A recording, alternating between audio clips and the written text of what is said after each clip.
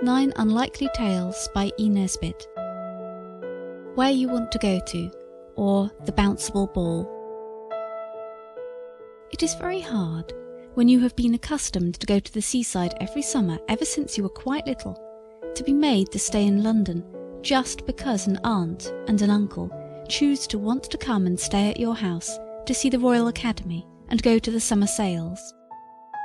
Selim and Thomasina felt that it was very hard indeed, and Aunt and Uncle were not the nice kind either. If it had been Aunt Emma, who dressed dolls and told fairy tales, or Uncle Reggie, who took you to the Crystal Palace and gave you 5 bob at a time and never even asked what you spent it on, it would have been different. But it was Uncle Thomas and Aunt Selina. Aunt Selina was all beady and sat bolt upright and told you to mind what you were told, and Selim had been named after her, as near as they could get. And Uncle Thomas was the one Thomasina had been named after. He was deaf, and he always told you what the moral of everything was, and the housemaid said he was near. "I know he is, worse luck," said Thomasina. "I mean, miss," explained the housemaid, "he's none too free with his chink." Selim groaned. "He never gave me but a shilling in his life," said he, "and that turned out to be bad when I tried to change it at the ginger beer shop." The children could not understand why this aunt and uncle were allowed to interfere with everything as they did, and they quite made up their minds that when they were grown up they would never allow an aunt or an uncle to cross their doorsteps. They never thought, poor dear little things, that some day they would grow up to be aunts and uncles in their turn, or at least one of each. It was very hot in London that year. The pavement was like hot pie, and the asphalt was like hot pudding, and there was a curious wind that collected dust and straw and dirty paper, and then got tired of its collection and threw it away in respectable people's areas and front gardens.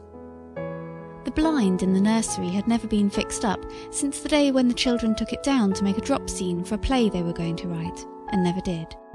So the hot afternoon sun came burning in through the window, and the children got hotter and crosser, till at last Selim slapped Thomasina's arms till she cried, and Thomasina kicked Selim's legs till he screamed.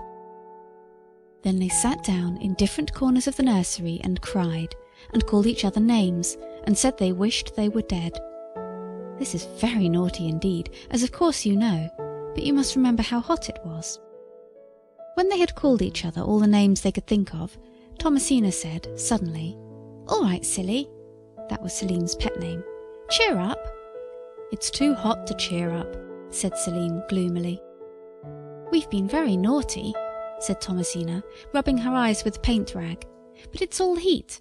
I heard Aunt Selina telling Mother the weather wore her nerves to fiddle strings. That just meant she was cross." "Then it's not our fault," said Selim.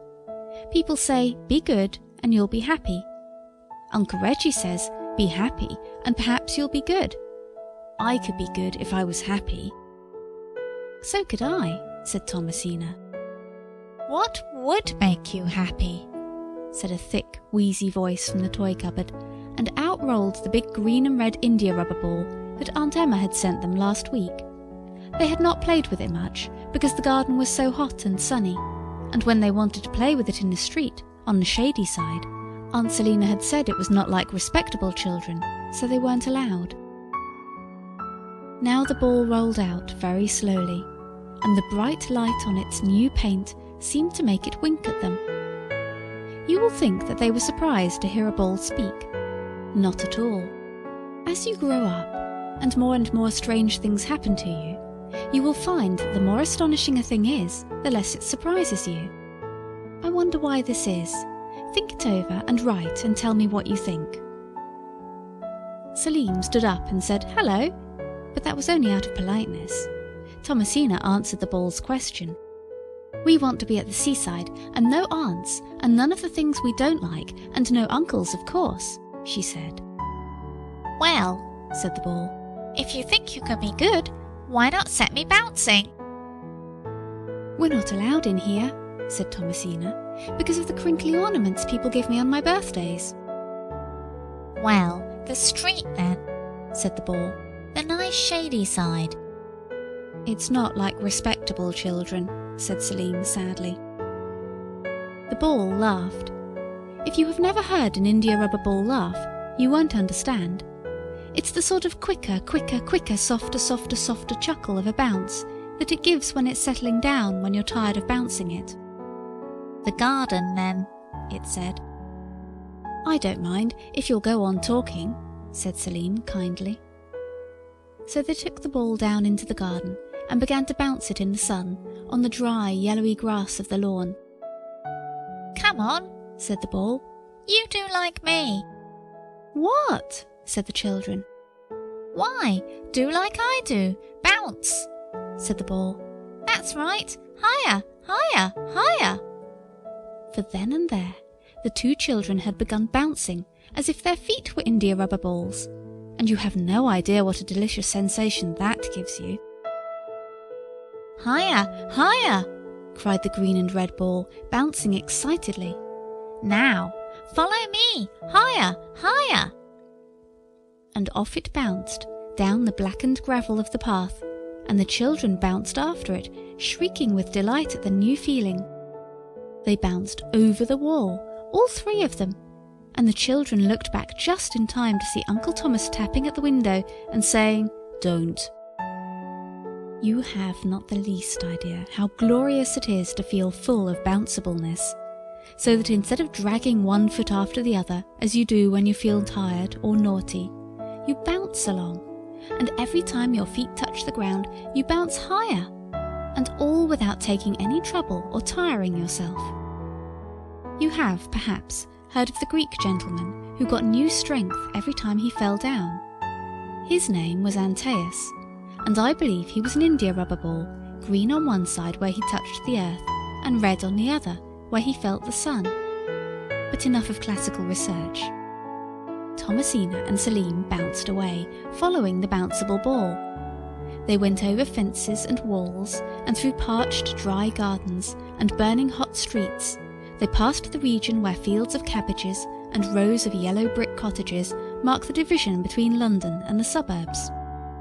They bounced through the suburbs, dusty and neat, with geraniums in the front gardens and all the blinds pulled halfway down. And then the lamp-posts in the road got fewer and fewer, and the fields got greener, and the hedges thicker. It was real, true country, with lanes instead of roads. And down the lanes the green and red ball went bouncing, bouncing, bouncing, and the children after it. Thomasina in her white starched frock, very prickly round the neck, and Selim in his everyday sailor suit, a little tight under the arms. His Sunday one was a size larger. No one seemed to notice them, but they noticed and pitied the children who were being taken for a walk in the gritty suburban roads. "Where are we going?" they asked the ball, and it answered with a sparkling green and red smile. "To the most delightful place in the world." "What's it called?" asked Selim. "It's called Where You Want to Go To," the ball answered, and on they went. It was a wonderful journey, up and down, looking through the hedges and over them, looking in at the doors of cottages, and then in at the top windows, up and down, bounce, bounce, bounce. And at last they came to the sea, and the bouncing ball said, "Here you are. Now be good, for there's nothing here but the things that make people happy." And with that, he curled himself up like a ball in the shadow of a wet seaweedy rock, and went to sleep, for he was tired out with his long journey. The children stopped bouncing and looked about them.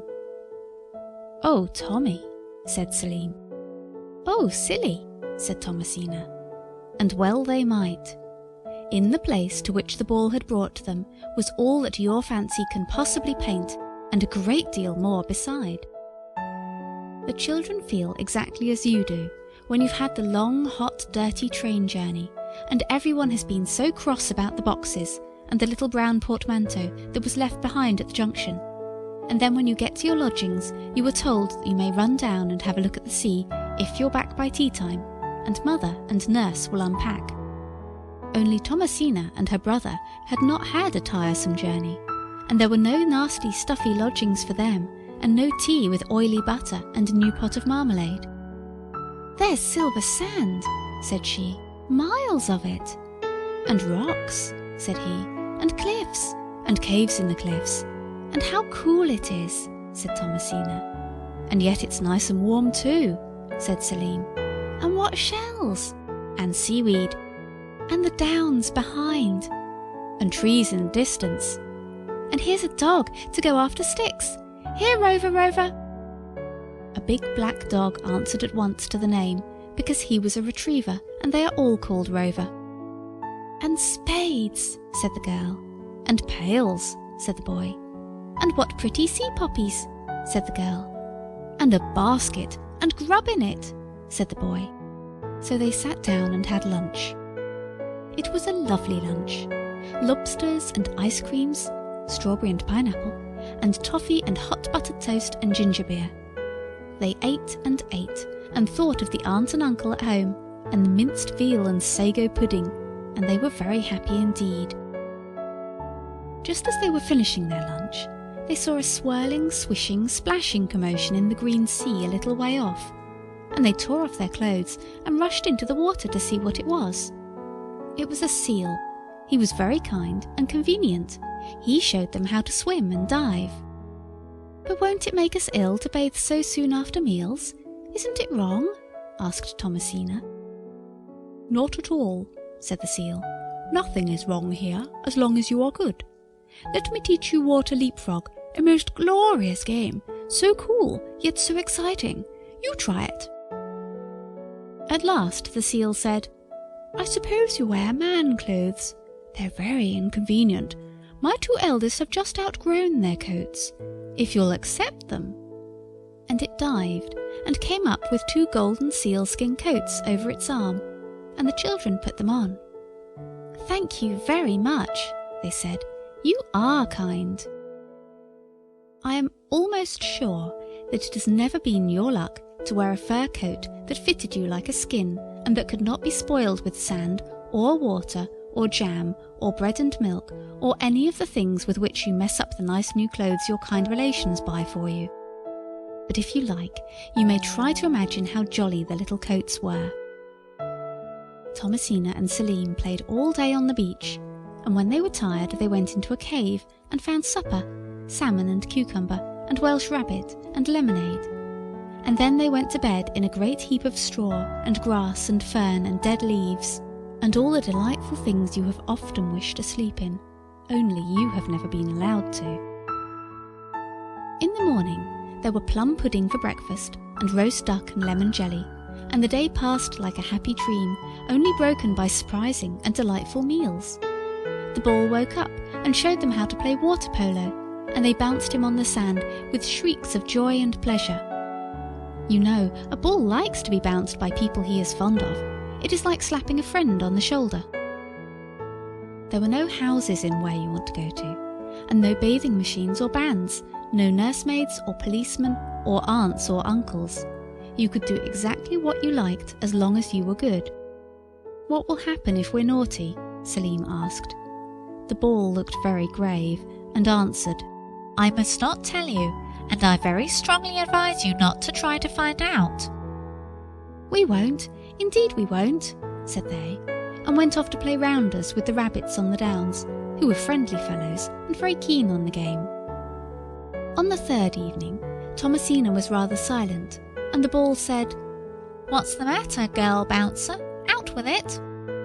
So she said, "I was wondering how Mother is, and whether she has one of her bad headaches." The ball said, "Good little girl, come with me and I'll show you something." He bounced away, and they followed him, and he flopped into a rocky pool, frightening the limpets and sea anemones dreadfully, though he did not mean to. "Now look," he called from under the water, and the children looked, and the pool was like a looking-glass, only it was not their own faces they saw in it. They saw the drawing-room at home, and father and mother, who were both quite well, only they looked tired, and the aunt and uncle were there, and Uncle Thomas was saying, "What a blessing those children are away." "Then they know where we are?" said Selim to the ball. "They think they know," said the ball.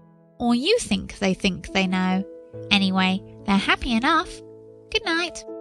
And he curled himself up like a ball in his favourite sleeping place. The two children crept into their pleasant, soft, sweet nest of straw and leaves and fern and grass, and went to sleep.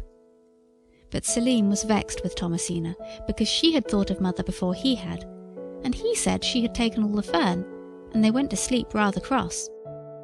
They woke crosser. So far they had both helped to make the bed every morning, but today neither wanted to. "I don't see why I should make the beds," said he. "It's a girl's work, not a boy's." "I don't see why I should do it," said Thomasina. "It's a servant's place, not a young lady's." And then a very strange and terrible thing happened. Quite suddenly, out of nothing and out of nowhere, appeared a housemaid, large and stern and very neat indeed, and she said, "You are quite right, miss. It is my place to make the beds, and I am instructed to see that you are both in bed by 7. Think how dreadful this must have been to children who had been going to bed just when they felt inclined. They went out onto the beach. "You see what comes of being naughty," said Thomasina, and Selim said, "Oh, shut up, do." They cheered up towards dinner time. It was roast pigeons that day, and bread sauce, and whitebait, and syllabubs, and for the rest of the day they were as good as gold, and very polite to the ball.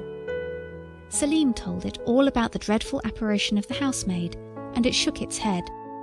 "I know you've never seen a ball do that, and very likely you never will," and said, "My bounceable boy, you may be happy here for ever and ever, if you're contented and good.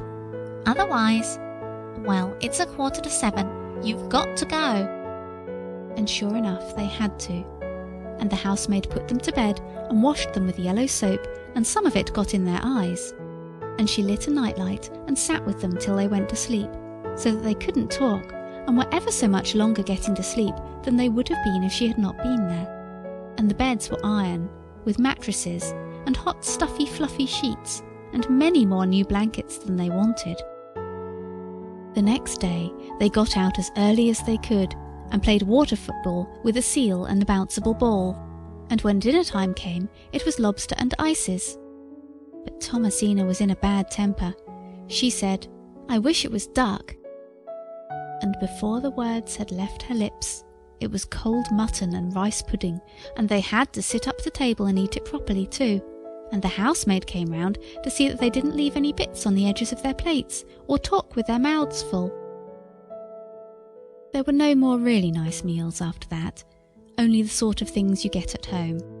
But it is possible to be happy even without really nice meals, but you have to be very careful. The days went by pleasantly enough. All the sea and land creatures were most kind and attentive. The seal taught them all it knew, and was always ready to play with them. The starfish taught them astronomy, and the jellyfish taught them fancy cooking. The limpets taught them dancing as well as they could for their lameness. The seabirds taught them to make nests, a knowledge they have never needed to apply. And if the oysters did not teach them anything, it was only because oysters are so very stupid, and not from any lack of friendly feeling. The children bathed every day in the sea, and if they had only been content with this, all would have been well. But they weren't. "Let's dig a bath," said Selim, "and the sea will come in and fill it, and then we can bathe in it." So they fetched their spades and dug, and there was no harm in that, as you very properly remark. But when the hole was finished, and the sea came creeping up, and at last a big wave thundered up the sand and swirled into the hole, Thomasina and Selim were struggling on the edge, fighting which should go in first. And the wave drew sandily back into the sea, and neither of them had bathed in a new bath. And now it was all wet and sandy, and its nice sharp edges rounded off, and much shallower. And as they looked at it angrily, the sandy bottom of the bath stirred and shifted and rose up, as if some great sea beast were heaving underneath with his broad back. The wet sand slipped back in slabs at each side, and a long pointed thing, like a thin cow's back, came slowly up. It showed broader and broader, and presently the flakes of wet sand were dropping heavily off the top of a brand new bathing machine that stood on the sand over where their bath had been. "Well," said Selim, "we've done it this time." They certainly had, for on the door of the bathing machine was painted, "You must not bathe any more except through me." So there was no more running into the sea just when and how they liked. They had to use the bathing machine, and it smelt of stale salt water and other people's wet towels. After this, the children did not seem to care so much about the seaside, and they played more on the downs, where the rabbits were very kind and hospitable, and in the woods, where all sorts of beautiful flowers grew wild, and there was nobody to say "don't" when you picked them.